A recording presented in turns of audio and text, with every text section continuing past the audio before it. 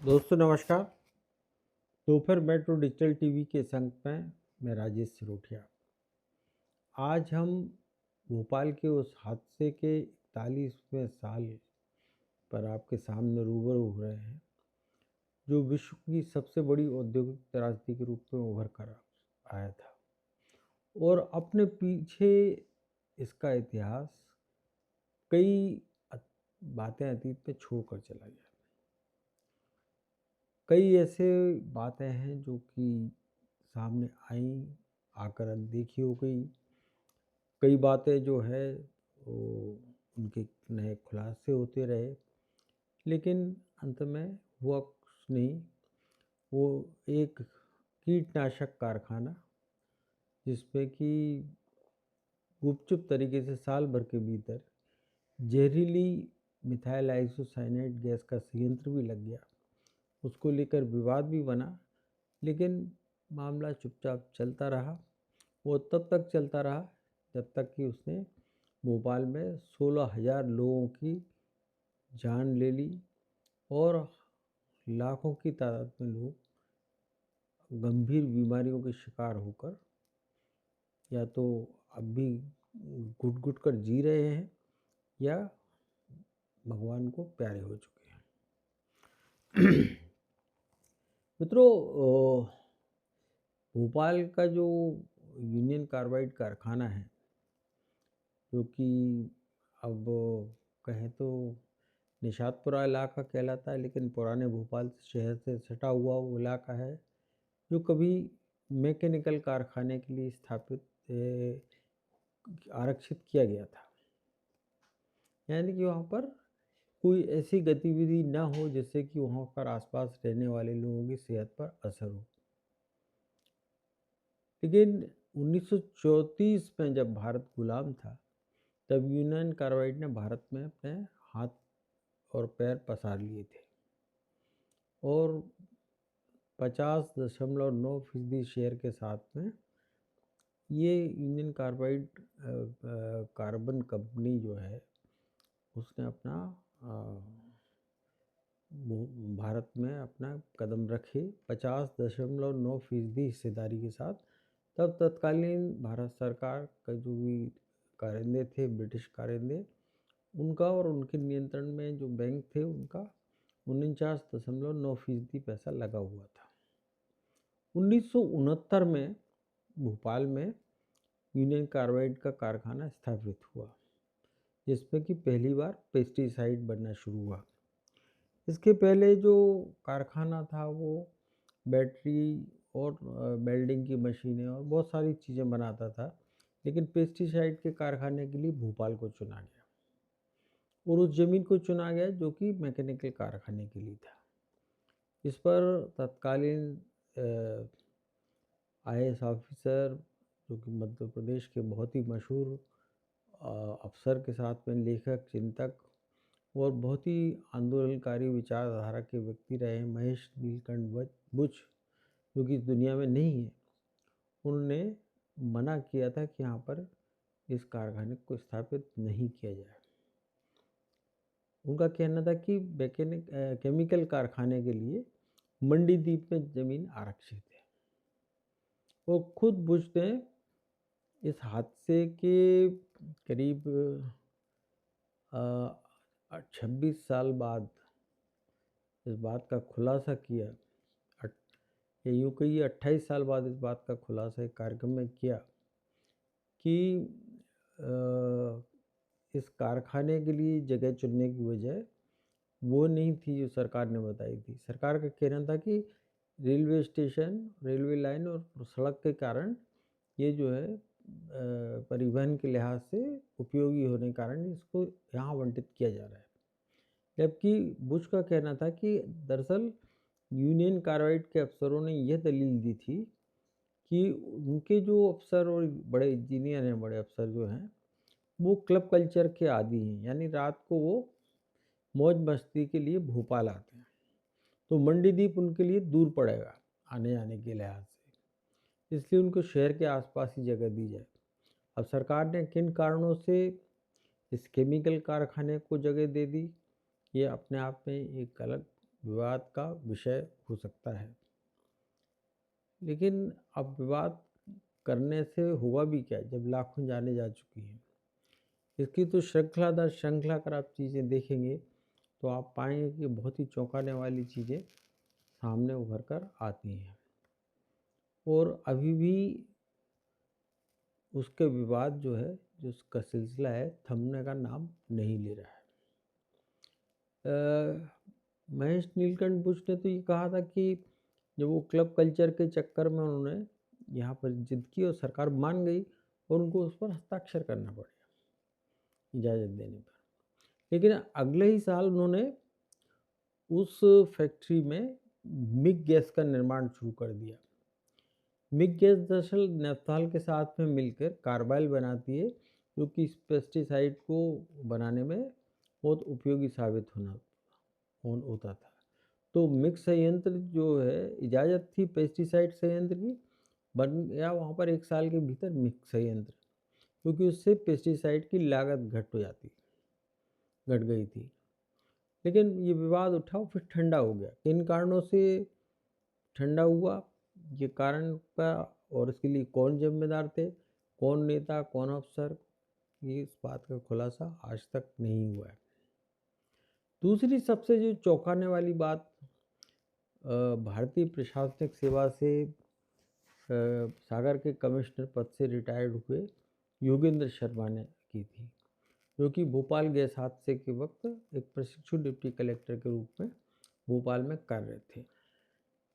उनको union carbide परिसर में जो ऑपरेशन फेज चला था और वहाँ पर सारी चीज़ों की जो प्रारंभिक जांच पड़ताल के काम में उनको ऑफिस इंचार्ज के बतौर भेजा गया था, तो उन्होंने वहाँ के सेफ्टी मैनुअल को जब बुलाया, यूनियन कार्बाइड के अफसर से बुलाया, मंगाया और पढ़ा, तो वो देखकर भौचक रह गए कि जो सेफ्टी मैनुअल जो शहर के लोगों को घर से निकल के अपना घर बार छोड़ के और फैक्ट्री परिसर से दूर भागने की जो सलाह जो थी, वो दरअसल फैक्ट्री में कार्यरत कर्मचारियों के लिए थी। क्या गैस का रिसाव होता है तो वो आँखों पर कपड़ा बांध लें, गीला कपड़ा, और बाहर निकल जाएं, जल्दी से परिसर छोड़ दें। लेकिन 2 और 3 दिसंबर की दरमियानी रात जब यह हादसा हुआ तो प्रशासन ने ढिंढोरा पिटवाना शुरू कर दिया कि लोग अपना घर छोड़कर चले जाएं। जो गहरी नींद में सोए रहे वो बच गए, जो नशे में सो रहे थे वो बच गए, लेकिन जो आपाधापी में नींद से उठकर भागे और सांसें जिनकी फूली, उनकी सांसों में जो है कड़कड़ाती सर्दी के बीच में हॉरिजेंटली बहती हुई, उत्तर से दक्षिण की तरफ बहती हुई हवा जो थी, सतह चूँकि जो ठंडी हवा होती है वो नीचे बैठती, कोहरा इसीलिए होता है क्योंकि जैसे ही गर्मी होती, धूप निकलती है तो ऊपर छट जाता है। यानी कि हादसा अगर दिन में होता तो वो गैस शायद ऊपर जाती, लेकिन वो चूँकि ठंडक थी, रात के 2-3 12 बजे 1 बजे का समय था, तो गैस जो है वो सड़क और सतह के बराबर समानांतर तैर रही थी और जो लोग सड़क पर बाहर निकल कर दौड़ रहे थे वही सड़कों पर नहीं कहना चाहिए पशु पक्षियों की तरह या मक्खियों की तरह, मच्छरों की तरह मर रहे थे। कुछ सड़कों पर ही मारे गए, कुछ अस्पतालों में मारे, हजारों गंभीर रूप से घायल हुए जो बाद में मारे गए, और कई इलाज कराते हुए अपना दम तोड़ गया। किसी को कैंसर हो गया, किसी को फेफड़ों की बीमारी हो गई, और वो सिलसिला का चलता रहा, वो चल रहा है। तो यानी ये 2 बड़ी भूलें हुई, और जिन भी लोगों ने अपने आँखों पर कपड़ा बांधने का जो हिदायत घरों में रहने दी, जो अपने खिड़की कमरे बंद करके सोए हुए थे, जिन्होंने उस मुनादी को जो है प्रशासन की नहीं सुना, वो बच गए। रेलवे स्टेशन का वो स्टाफ जो इस बात के लिए अडिग रूप से खड़ा रहा कि अगर वो अपनी ड्यूटी से हटेंगे तो रेल हादसे हो जाएंगे, कई उसमें कई लोग मारे जाएंगे, तो वो उन्होंने अपनी जान गंवाई सिर्फ इस कारण कि रेल हादसे ना हो। तो ये बहुत ही दर्दनाक तस्वीर जो बयाँ होती रही, फिर उसका उतना ही दर्दनाक तरीके से, उससे भी ज़्यादा दर्दनाक तरीके से प्रशासनिक और दूसरे हलकों ने उसको, राजनीतिक हलकों में उसको लिया गया। जहाँ गैस पीड़ित संगठन $10 बिलियन मुआवजे की मांग कर रहे थे, वहीं भारत सरकार ने $3.3 बिलियन की पेशकश की यूनियन कार्बाइड से मुआवजे के रूप में। लेकिन अंततः कोर्ट में जाकर वो $470 मिलियन में, तो $3.3 बिलियन अमेरिकी डॉलर के बजाय $470 मिलियन में वो सेटल हो गया मामला फरवरी 79 में। और 79 में ही तुरंत आनन फानन यूनियन कार्बाइड ने वो पैसा देकर निजात पा ली।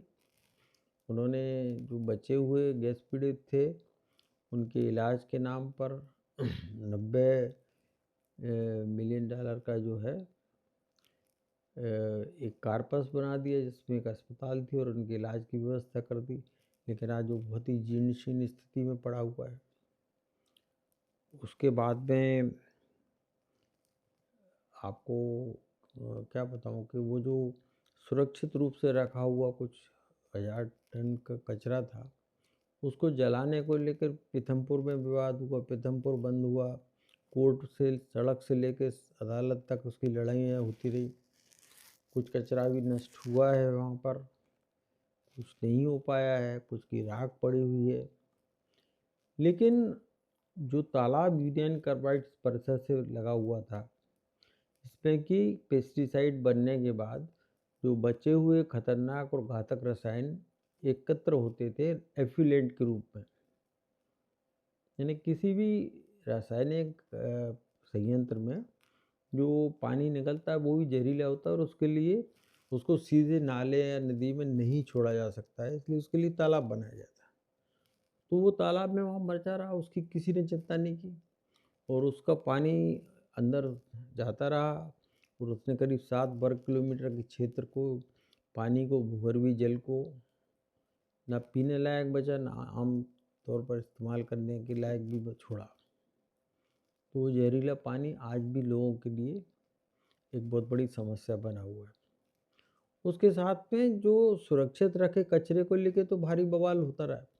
फैक्ट्री परिसर के भीतर जो रखा था, उसको निकालने के लिए बड़ी बड़ी लंबी कवायदें शासन प्रशासन ने करने को, दिखाने को की। लेकिन उस यूनियन कार्बाइड के पीछे ही एक बहुत बड़ा टीला उस कचरे का है जो उस तालाब से निकाला जाता था, और एक पहाड़ की शक्ल ले चुका है। वो भी जहरीला कचरा है, लेकिन उसकी मिट्टी का आसपास के लोग आज भी अपने घरों में, कच्चे मकानों में इस्तेमाल कर रहे हैं। उसकी चिंता किसी को नहीं कि उस कचरे को आखिर क्या करेंगे, और उसके कारण जो पानी का रिसाव अंदर हो रहा है, वो भूगर्भीय जल को दूषित कर रहा है, उसकी किसी को चिंता नहीं है।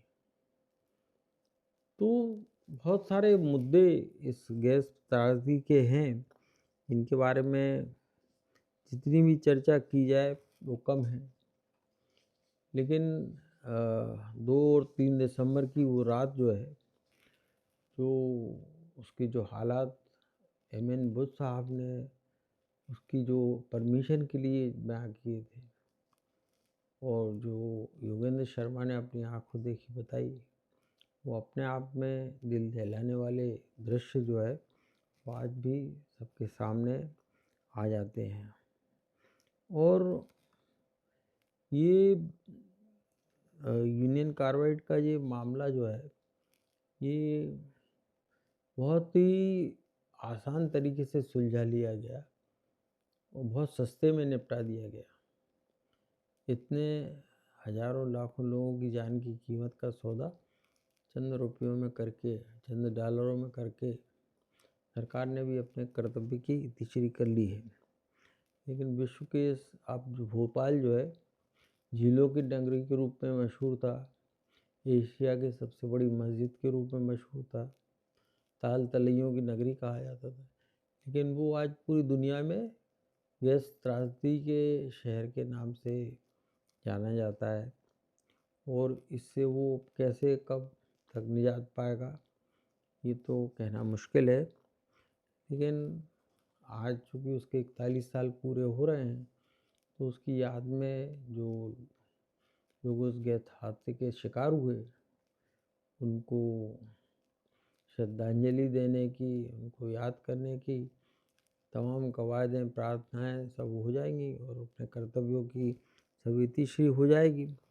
जो अस्पताल जो बचे-खुचे लोगों के इलाज के लिए बना हुआ था, वो खुद अब जो है एक बीमार हालत में है। उसकी सेहत खुद ख़राब हो चुकी है। उसका संचालन कभी सुप्रीम कोर्ट के एक जज की अध्यक्षता में निगरानी में हुआ करता था। अब वो अपनी बेबसी पर आँसू बहा रहा है और बेबस वो लोग नहीं जो गैस हादसे के शिकार हुए, बल्कि उनकी पीढ़ियाँ भी और आगे होने वाली जो उनकी जनरेशन है जिनमें आनुवांशिक परिवर्तन जैसी चीज़ें आए, इनकी कोई बहुत गहरी स्टडी नहीं हुई। लेकिन कई एनजीओज़ इसके बारे में बात उठाते रहे, लेकिन वो बात एक कान से सुनकर दूसरे कान से उड़ाने की सरकार के और सिस्टम की व्यवस्था की जो प्रकृति है, उसके मुताबिक चलती रही। और अब आगे इसमें कुछ नहीं रह गया, सिर्फ एक यादें हैं और उसके अवशेष आज भी सामने लोगों को दिखते हैं कि स्मारक बन गया है, कि स्मारक को देखते ही आदमी उसकी याद कर लेते हैं। लेकिन उस दर्द को जिन्होंने झेला है, उस मिथाइल आइसोसाइनेट को जिसको चंद पैसे बचाने की खातिर इंडियन कार्बाइड ने बगैर इजाज़त वहाँ स्थापित कर लिया, और हमारे शासन प्रशासन और सरकार के अंधे लोगों ने न जाने किन कारणों से उनसे समझौता किया, ये चीज़ें तो अपने आप में एक ही रहस्य के गर्भ में है और बनी रहेंगी, क्योंकि इसको उजागर करने वाले लोग या तो बचे नहीं हैं या उनको उजागर करने का मादा उन लोगों में रह नहीं गया है। मित्रों, इस गैस सर्दी को लेकर कितनी भी बातें की जाएं, इसका सिलसिला हर घर की एक अपनी कहानी है। कितने घर उजड़ गए, कितने समाज उजड़ गए, कितनी बस्तियां उजड़ गई, वो सब उसका दर्द अपने सीने में दफन करे हुए हैं। कई पीढ़ियां कब तक याद करेगी, ये तो आने वाला वक्त ही बताएगा। मित्रों, अब इस गैस हादसे के 41वीं जो बरसी है, उस पर मैं भी अपनी श्रद्धा अर्पित करने के सिवा और कुछ नहीं कर सकता हूँ। इसी के साथ ही मैं अपनी वाणी को विराम देता हूँ और उन तमाम लोगों को याद करते हुए जो इस जहरीली गैस के भेंट चढ़े, हमारे लचर सरकारी तंत्र की वजह से और विदेशी डॉलरों के पैसों के मोह में। नमस्कार।